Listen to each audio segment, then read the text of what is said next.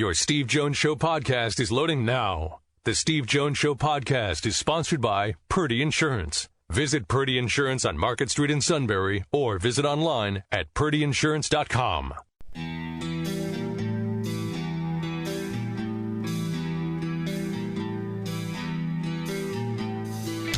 Sports talk where your voice counts. This is the Steve Jones Show on News Radio 1070 WKOK. Now from the Sunbury Motors Studio, here's Steve Jones. All right. Today's show brought to you by our good friends at Purdy Insurance. Market Street in Sunbury. Go to purdyinsurance.com. Auto, home, life, business. They'll take care of all your insurance needs. They'll make sure that you're completely covered. If they have to make an update, they'll do that. They'll also do everything they can to save you money. They'll do everything they can to save you money. Again, the customer means everything to them. It is all at Purdy Insurance, Market Street in Sunbury. Go to purdyinsurance.com. We're in the Sunbury Motors studio. Sunbury Motors, 4th Street in Sunbury. Sunbury Motors Kia, routes 11 and 15 in Hummel's Wharf, and online at sunburymotors.com. Ford, Lincoln, Kia, Hyundai. Great new inventory. Fabulous pre-owned inventory. And it's a great time to buy. It's a great time to deal. Beautiful time of the year, isn't it? Look at it. It's gorgeous out there today. Gorgeous out there today. Great day to go out, look at the lot, talk to everybody. Absolutely. It is all at Sunbury Motors, 4th Street in Sunbury. Sunbury Motors Kia, routes 11 and 15 in Hummel's Wharf, and online at sunburymotors.com. Our play-by-play call of the day. 8 seconds left. They trail by 3. Orange.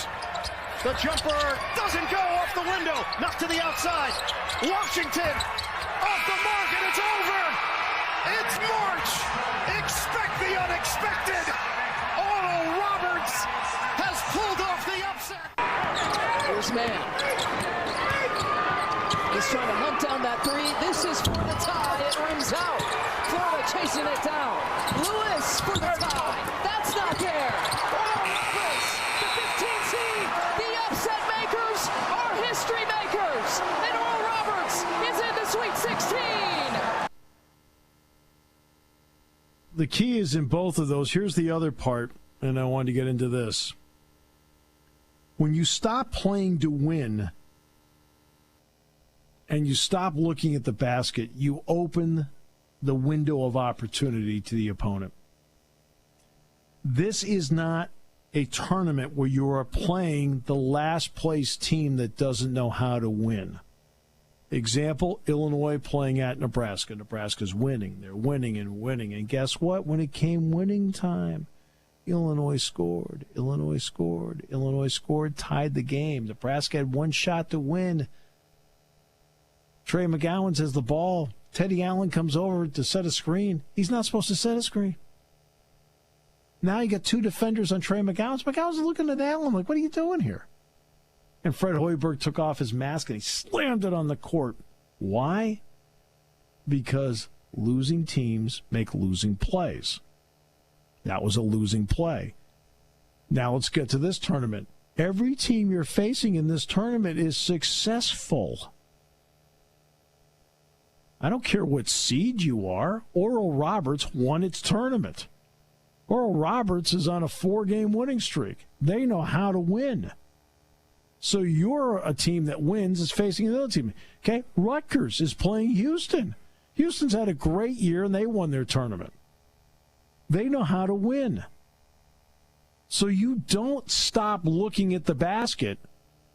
In Florida, you don't stop looking at the basket. Because you're facing a team that knows how to win. You've got to put them away. You can't play not to lose. Rutgers in the last couple of minutes played not to lose. Florida in the last couple of minutes played not to lose. And guess what? They each lost. It's a different animal. You're not facing the last place team. You're facing a team that has had success.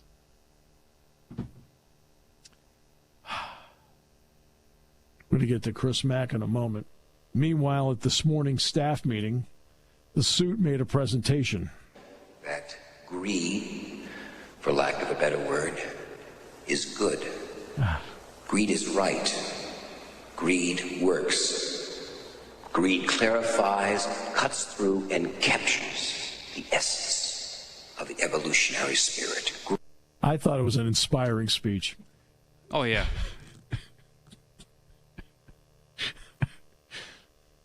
Well, we're not quite sure if greed trickled down to us.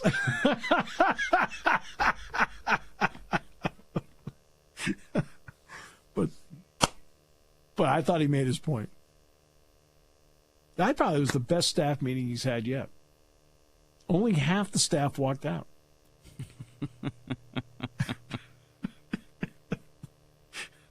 Now, the other half had to stick around because they were obligated to, but I mean, that's, we can debate that.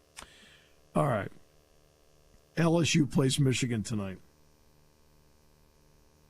In the final half hour, I'm going to start out by telling you why LSU shouldn't even be in the tournament.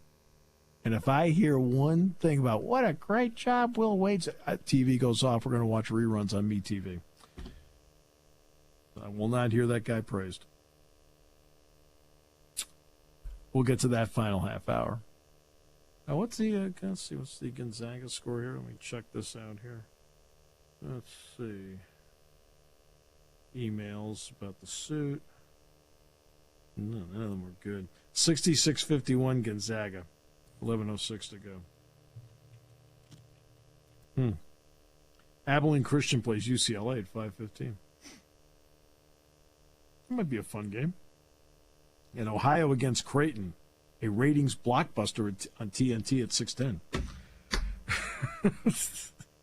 A lot of people going, I don't think so.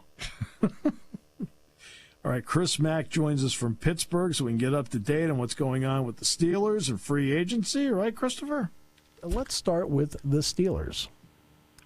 Free agency has brought back JuJu Smith-Schuster and Cam Hayward, and they've restructured some contracts. What do you think, Guy? What do you think they've done considering some of the limitations in free agency? I think it's interesting that they went into the offseason and we could all see that the holes that needed to be filled would be on the offensive side of the ball, whether Ben Roethlisberger decided to come back or not, and whether the Steelers decided to grant his desire to come back or not. You could see that they need something in the backfield to shore up the running game. We could see that the offensive line needs a makeover. We could see that maybe a number 2 tight end. Now, the biggest stuff was offensive line, obviously, and running back. And I still contend that the first 3 picks of the draft for them, the first 2 days, should consist of that mix right there, 2 offensive linemen and a running back, regardless of how you want to work it out. But it's interesting to me that in bringing back JuJu, and granted, it's not a huge cap hit. It's got 4 dummy years on the end of the contract to bring the cap hit down to just $2.4 million next year. But it's interesting that it's led them down a path of they released Vince Williams, they let Tyson Alualu sign in Jacksonville, and that may be more that Alualu has a connection to Jacksonville. He played there before, and his family enjoyed it there. But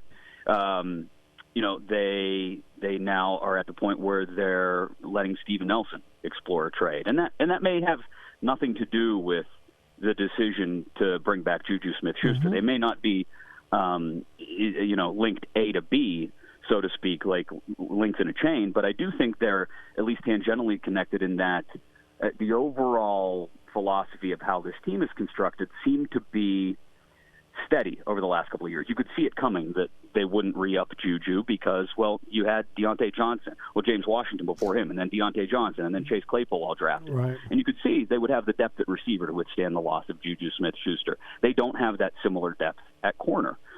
Mike Hilton signs in Cincinnati. They got Cam Sutton on a great deal, and I don't mind at all the idea of Cam Sutton playing a significant number of snaps. He was very good last year, I thought. Mm-hmm. But now you're down to, if Nelson is traded or released, whatever it may end up being, you're down to Hayden and Sutton, and then after that, it's real thin. I mean, even with your nickel corner spot, is it Justin Lane? Have we seen enough from him for him to play outside when Sutton slides in on the nickel? Trevor Williams, not comfortable. I wouldn't be comfortable if I'm a Steelers fan. I wouldn't be comfortable with that. No, and I'm not either, and that's where I think a lot of people are looking at this team right now and saying, "Ooh, why has the focus been on, okay, fine, your quarterback wanted to stick around another year. He took a pay cut to do so, whatever. But it made sense to let JuJu walk away. Fine, you got him on a pretty minor cap hit compared to what you thought was going to be necessary. But where's the focus been on the defensive side of the ball? And this team has gone in the last year from having quality backups step up at positions, whether it be on the edge, Alex Highsmith for Bud Dupree, whether it be inside, Robert Spillane when Devin Bush went down, whether it be at corner when Nelson and or Hayden missed games this year, Sutton stepped up and stepped in for them. And all of a sudden, Tyson Alualu moved inside to play nose a lot last year because they didn't trust Isaiah Buggs or Carlos Davis. And now all of a sudden, you're down to the backups at a lot of positions, and there's nobody behind the backups. They've just gotten very thin on defense, which was supposed to be a strength for this team. When you're done with free agency, that then identifies what you want to do in the draft, which you alluded to already. I feel like when it comes to the offensive line, though, they pigeonholed themselves where they have to draft a couple of guys because they didn't get anybody at this level. Yeah, they're going to have to. Well, I mean, you can look. No offense, you can get a running back anywhere. All right, that's just the way it is now. I mean, there are very few Barkleys and Elliott's out there, to be honest with you, or a Miles Sanders. There's very few guys like that. So, I mean, because what they have right now is a product of that. McFarland, Snell, Samuels, they're under the category of just another guy. You can get another guy in there. I mean, that's you can do that. Well, and there are guys out there on the free agent market, veterans who maybe they could if they can't find something in the first 2 rounds of the draft, maybe they come back to that. Well, sure. I typically would say draft your lineman first. No doubt. I agree with that. But here's where I'm gonna go astray from that just a bit. With the depth at tackle in this draft, I don't know if you can't if Najee Harris or Travis Etienne is still there at 24, which is where they pick in the first round. Right. I don't know if you can't get one of those guys there and still get a quality tackle. Maybe not at 55. Maybe you got to move a couple of picks and get up into the 40s. But they have to. They have to be. They have not had. They've seen, I guess I should say, what not having a true number one running back can do to their offense specifically. Because Mike Tomlin always ends up coming back to the idea of a bell cow and feeding one guy. Even though every summer he'll come in and say they want to share carries, he always falls back into that rut. Regardless of who the coordinator is, regardless of who the personnel is, he wants to have one guy who gets the bulk of the carries. And we've seen that unless that guy has been Le'Veon Bell, it hasn't worked for their offense. They just haven't had a running game. So I think they're seriously considering going running back in the first round and then letting the offensive line chips kind of fall where they may in later rounds. Is anybody in Pittsburgh know that spring training's going on? People are slowly becoming more and more aware, I think, as opening day hurdles towards us. I think it's encouraging to see Ke'Bryan Hayes leading baseball and hitting. He's a really great prospect. He's going to be phenomenal. Now the question is, what else do we see from guys this year that you hope to see? Mitch Keller getting bounced around again today. He has not looked great this spring. If that's the future number one of your rotation, you're in trouble. Hopefully their future number one of their rotation is pitching at Vanderbilt right now, whether it's Rocker or Leiter. Because this how encouraging. I mean, that's what we're going with here, Steve. That's what we got. Yeah. That's why I can't make fun of Jason too much for the Phillies shirt. I got no capital here. I got no hand. I gotcha. So, I mean, do they see guys like Kevin Newman bounce back, which I think he's shown in the spring? Can they get something from a deal of Adam Frazier maybe towards the trade deadline? Do they see? Can they flip some bullpen pieces maybe at the deadline? Can Brian Reynolds come back to his rookie form? Does Anthony Alford end up looking like an everyday center fielder? What I do like is that Ben Cherington has bought a whole lot more lottery tickets, for lack of a better way to put it, than Neil Huntington did in the last couple of years of his tenure here. Neil was about getting, B-, C+ major leaguers. Look at the four pieces he got in the Garrett Cole deal. None of them were going to be superstars. Some of them great guys, some of them decent. Joe Musgrove, I think of in particular now in San Diego. But none of them were going to be a star. And that's what it seems like Cherington is aiming for in every single deal that he makes is, I'm trying to get a star. It might be a lottery ticket. Leo Vera-Peguero might end up being just another guy someday, and he's one of the guys they got in the Marte deal a year ago. But he might end up being an all-star second baseman someday. So I'm fine with just trying to cash in a whole bunch of lottery tickets and hoping one or two of them hits. But let's be honest about it. Anytime you make a deal for prospects, which is what they do now repeatedly, John Smoltz, Jeff Bagwell. Who else hits?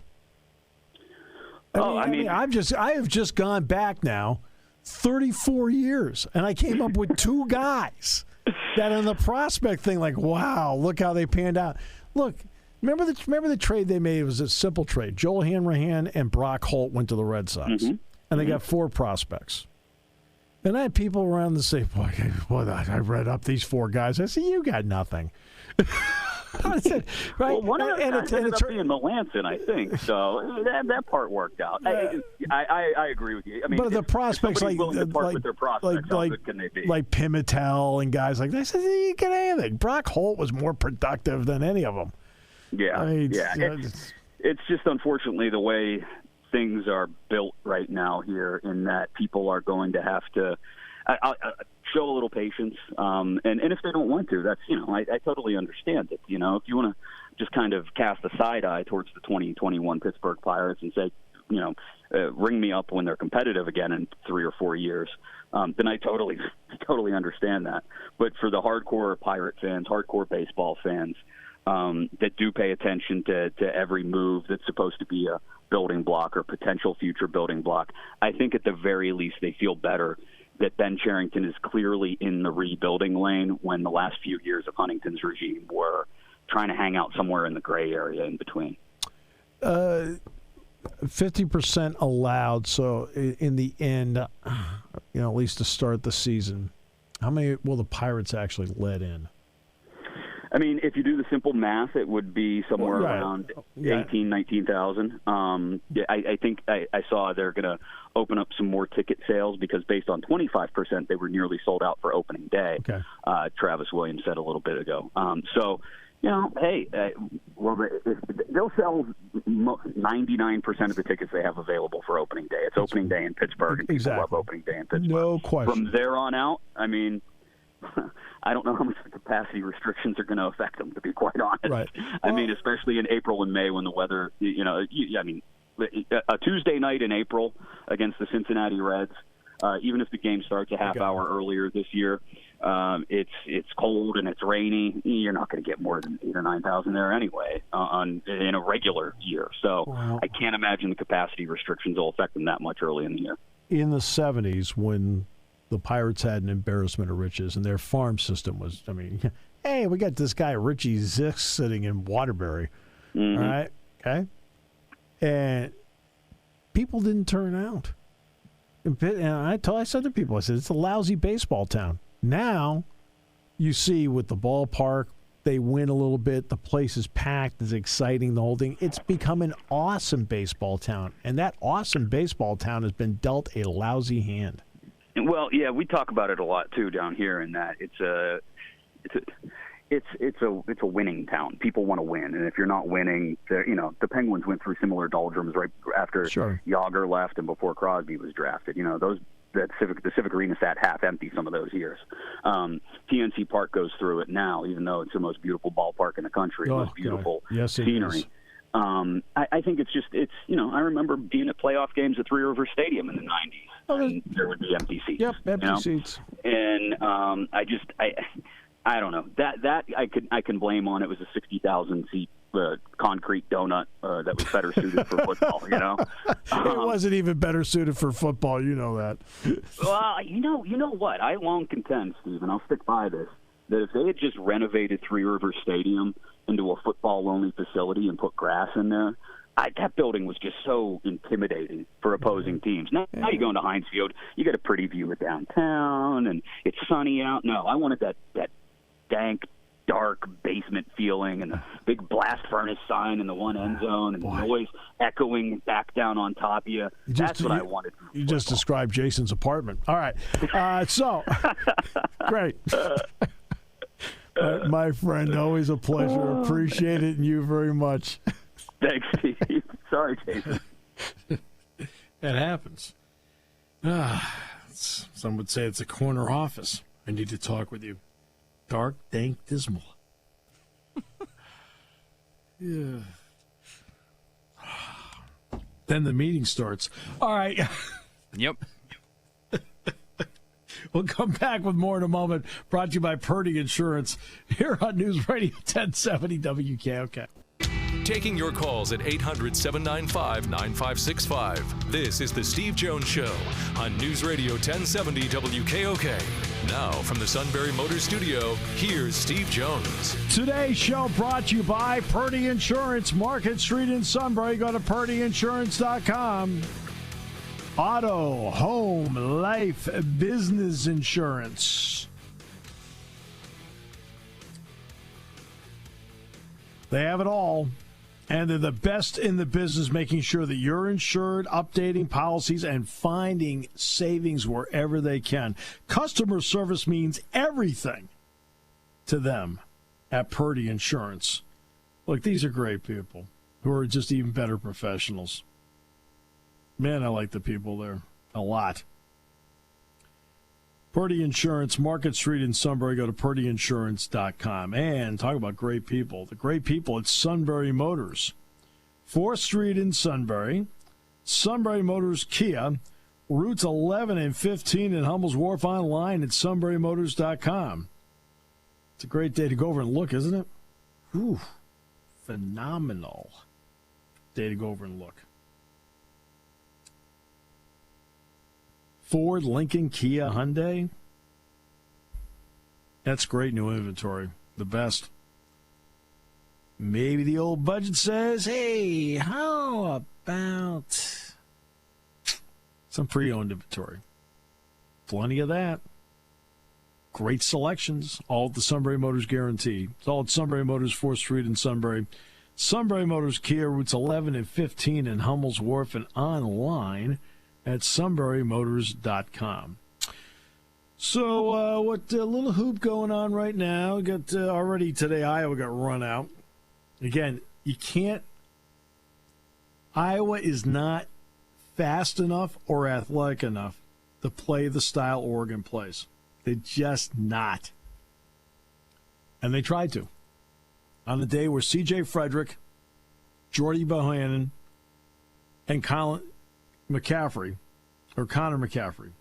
those are three starters, combined to score. Go ahead, Matt. How many points do you think those three starters scored? I'm going to say 20 combined. Lower. 15. Lower. 10. Lower. 5. Lower. 2. Lower. None? 0. Well, there you go. That's why Luka scored 36. Luka was great. Luka was 14 of 20, scored 36. He averaged 1.8 points per shot. Holy cow, that's a phenomenal number. That's off the charts. That's off the chart. 1.8 points a shot, off the charts. He only took 7 free throws. He was 5 of 7. 1.8 points a shot. Ay. And Wieskamp was terrific. 17 points, 5 assists. Those are the only two starters that scored. They scored 53 between them. They're looking around saying, anybody else want to chip in? Anybody else want to help? And again, in a game where they needed to slow the tempo, and they're not good at it because this team is more athletic than they are. They play right into Oregon's hands, try to run up and down the floor of them, and you can't do that. Oklahoma's trying to do the same thing in some ways with Gonzaga, but they're hanging in, though. I want to say it's 79-70. Does that sound right? It's now 81-70 with like a minute and a half left. Yeah. So, I mean, Gonzaga's going to move on. Look, when you get to the round of 32, it's pretty much evened up at this point. That's why you always have to remember with each round, that's all that's left, and you must be good. Michigan plays LSU tonight. If I hear the words, "What a great job Will Wade has done," that's it. I will not watch the game. I will turn to something else. When somebody is associated with the words FBI wiretap, that usually is not good. Yeah. Okay, I'm no expert, but the words FBI, caught on FBI wiretap, are not the words I want to have in a sentence.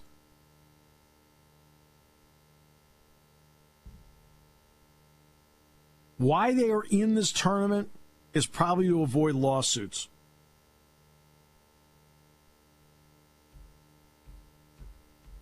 Because right now they're eligible to play in it. I believe I don't know if they've appealed or what they've done. But for those who don't realize, we will take you back. March 7, 2019, it was reported that Wade discussed an offer to a recruit, which was overheard by a Federal Bureau of Investigation wiretap, a.k.a. the FBI. The offer he made was reportedly a large one.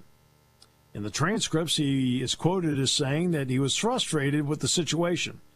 "I'll be honest with you, I'm blanking tired of dealing with this thing. Like, I'm just blanking sick of dealing with all this blank. Like, this should not be that blanking complicated." The following day, after that was released, LSU announced it was indefinitely suspending him amid the FBI's probe. Tony Benford was named as the interim head coach at LSU during Wade's suspension. On April 14th, out of nowhere, LSU lifted Wade's suspension. But then it was also reported on April 24th, 2019, that Wade agreed to a significant modification of his contract in order to be reinstated. He had to forfeit $250,000 in bonuses that he would otherwise earn during his time of suspension. Contract also allowed LSU to fire Wade for cause if he committed a level 1 or 2 violation. Ugh. He can be terminated. The NCAA Infractions Committee issues a formal notice to LSU. So now let's go back to August 25th of last year. August 25, 2020, reports surfaced that the investigation into the numerous alleged recruiting violations by Wade is ongoing and headed to an independent panel. 2 separate NCAA committees have referred the LSU case to the Independent Accountability Resolution Process, IARP. That's a system formed in response to the Condoleezza Rice-led Commission on College Basketball. Now, should this panel issue a formal notice of allegations to LSU as a result of this investigation, that would put an end to the 3-year, highly controversial tenure of Wade based on the renegotiated contract from 2019. So I don't want to hear the words, "Oh, what a great job he has done with this program." If I hear those words, the TV goes someplace else. Hogan's Heroes rerun, something. Green Acres, doesn't matter.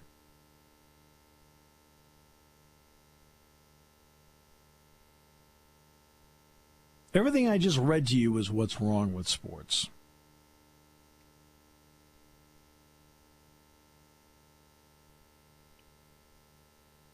Again, the dreaded words. There are certain dreaded words in life.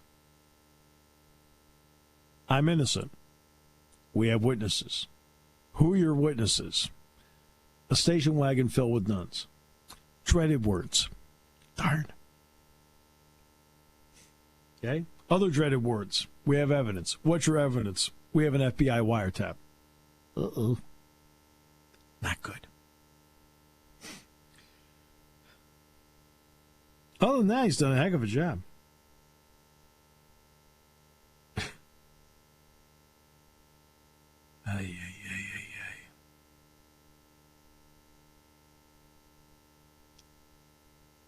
ay, ay. I almost have no words.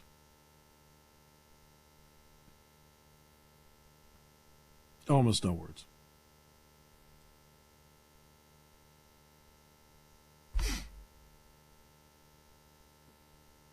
I mean, what has he been there? The last 28 months, he's had a half dozen problematic headlines. Still there. I have to give him credit. He's a survivor.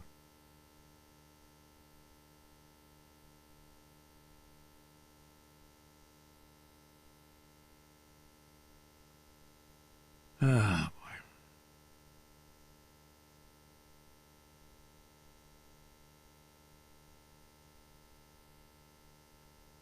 boy. Well,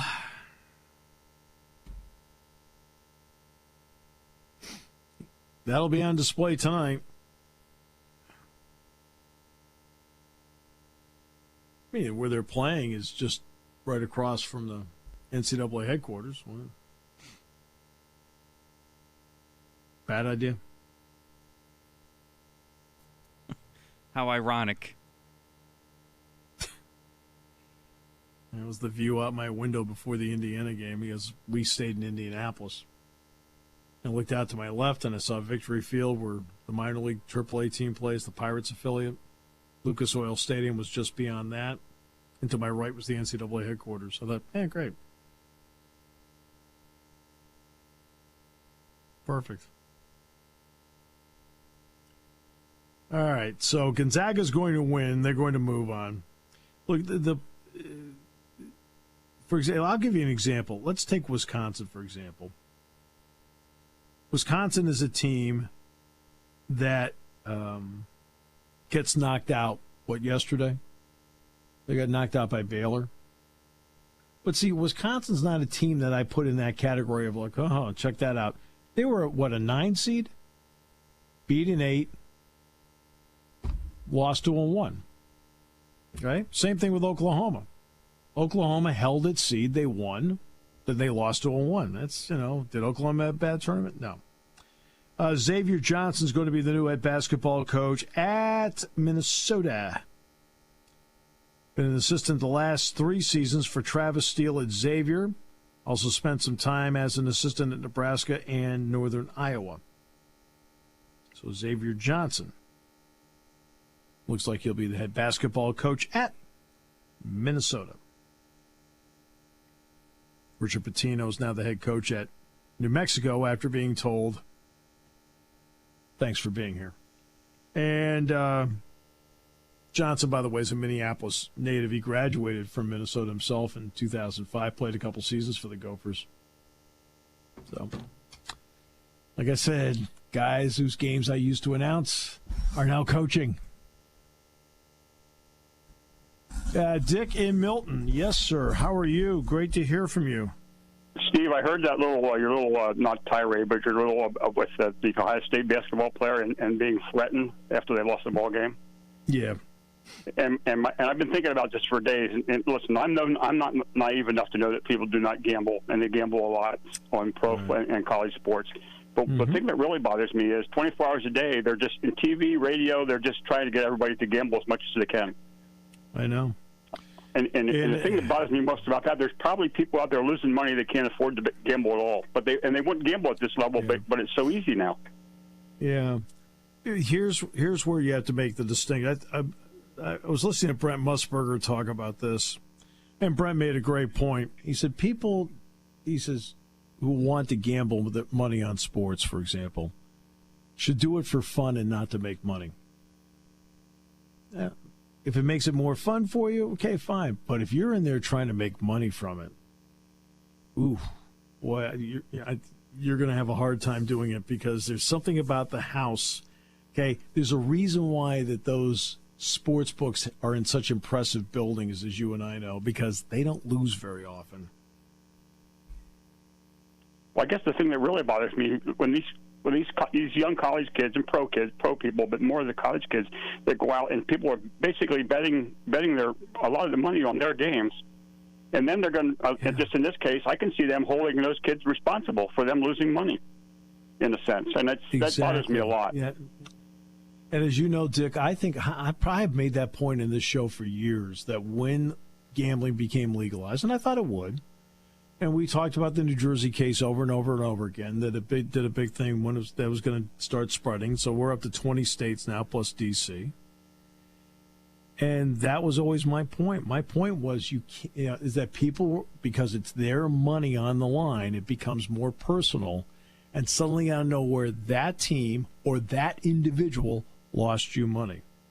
Yeah. The reality is you lost the money. You gambled it, but emotions run high. Now, I'm not saying E.J. Liddell, that's what happened with him, but let's face it, it's the first question I would ask those ignorant individuals. By the way, do you have any money in the game? It becomes more personal. Yeah. Well, as I say, I can see it getting a lot worse before it gets better. I agree with you. You are totally right, Dick. That's the sad part, because kids aren't out there playing college sports, especially just to win money for somebody. I know the pro players, and obviously over the years, people have actually thrown games or gambled. Or sure. I mean, it's happened a lot. I don't know that it happens at the college level. God, I hope not. I mean, Dick, I've told the story. I did a game that was fixed. A college game. Yeah. Penn State Northwestern, 1995. It was part of the Northwestern point shaving scandal. It was Wisconsin, Penn State, and Michigan were the three games. It was the place kicker from Notre Dame that was the ringleader of it. Did they go on probation for that? Northwestern, no. They did not. They were, but the individuals involved were prosecuted. In other words, the institution didn't know they were throwing the game. Right? I mean, the coach is coaching his brains out over there. And he's like, I don't understand why they aren't playing well.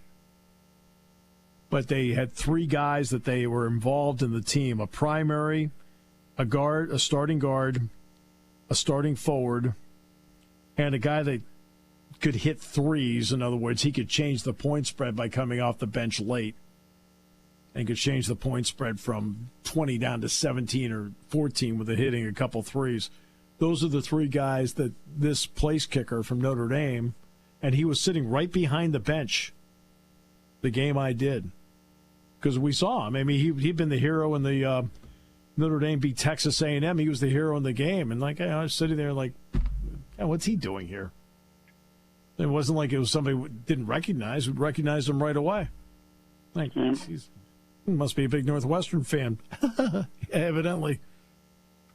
Penn State was I hope this doesn't snowball with all these people gambling and these kids playing. And I could be wrong. I hope I'm wrong. I've been wrong before about a lot of stuff, and I hope I'm really wrong about this. I don't want to see it either. But Penn State was a 17-point favorite that night, Dick. You want to know how much they won by? 30. 30. Yep. 30 points. And John Amaechi had a career high that night. He had 30 points in the game, and the guy primarily guarding him was one of the guys involved.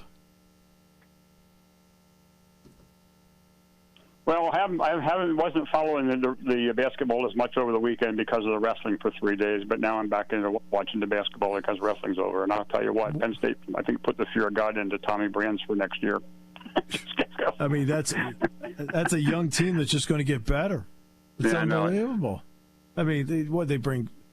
They brought 6 freshmen, essentially, or redshirt freshmen of the Big Tens, and they brought 5 of them out to the NCAAs. They got 4 national titles out of the thing. Holy mackerel. Iowa ended up with 1 with all their 10 kids. I know. But how anyhow, about that? We're looking good. How about all the 1 seeds that lost?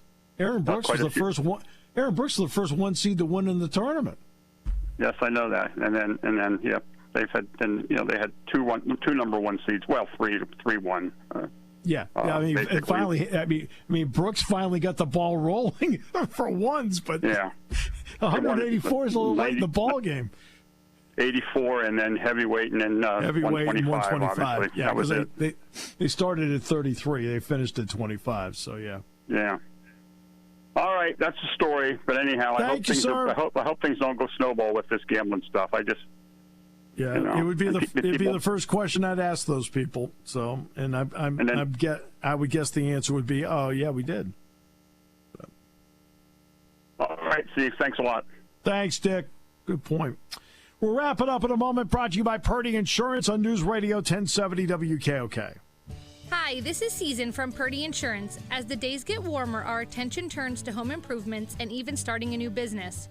Remember, you can't expect the unexpected. Protect yourself, your family, your business with insurance from Purdy Insurance. We're independent and local, and we'll find the right insurance to fit your needs. Give Purdy Insurance a call at 570-286-5855. Send us an email or go to our website at purdyinsurance.com to see what we can do for you.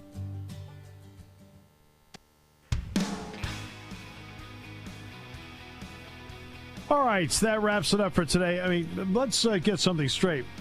I'm not anti-gambling. It's your money. You can do whatever you want with it. But it doesn't mean we're not going to point out that there are also unintended consequences. I mean, it's your money. You can do it whatever you want. My recommendation would be to do it for fun. Don't do it to try and win big bucks.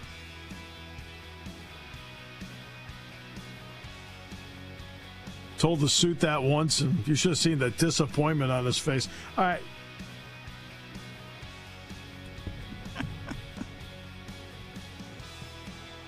Oh, boy. Suit reminds me of the guy in The Sting. Say, place it on Lucky Dan. That horse is going to run second. When it comes to car buying, there's the other guy's way, and then there's the SMC way. The other guys force you into a vehicle you really don't want. The Sunbury Motors way lets you take the time you need to browse, ask questions, and take the test drive and think on it. For over 100 years, the Mertz family and all their employees have made your experience the most pleasant one you'll ever have.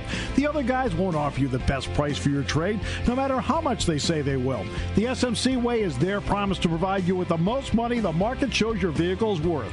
The SMC way is to offer you all applicable factory rebates on new vehicles and generous discounts. Looking for a pre-owned vehicle? The SMC way checks each vehicle with a 200-mile radius to determine the lowest price, then beat it.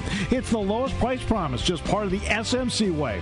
The choice is up to you, the other guy's way or the SMC way. The SMC way wins every time. Sunbury Motors Company in the North 4th Street Auto Plaza, Sunbury, and at sunburymotors.com. Selling more cars and satisfying more customers for over 100 years.